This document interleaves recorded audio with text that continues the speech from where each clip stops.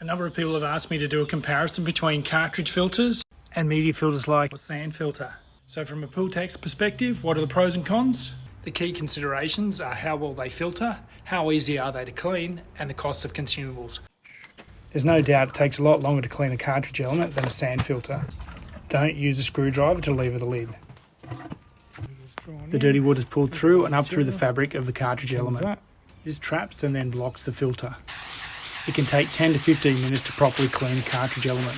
You should clean it about once a month or a suction drop. When the cartridge element gets old, you might notice that the water returning to the pool gets a little cloudy. This element definitely needs replacing. I prefer to use a liquid clarifier for cartridge filters. I don't think you pick the difference between a cartridge or media filter. In a sand filter, the dirty water goes down through a tank of sand, which filters the dirt. Regular maintenance is pretty simple. Turn off the equipment. The multi-port on a sand or media filter gives you various options you don't have on a cartridge filter. To clean, push down on the handle, rotate round to backwash, doesn't matter if it's clockwise or anti-clockwise. Turn the equipment back on. Rinse for 2 to 3 minutes or until the sight glass runs clear. Media filters also have a waste line that comes out at a center point. Turn off the equipment again. The last part of cleaning a media filter is to put it onto rinse.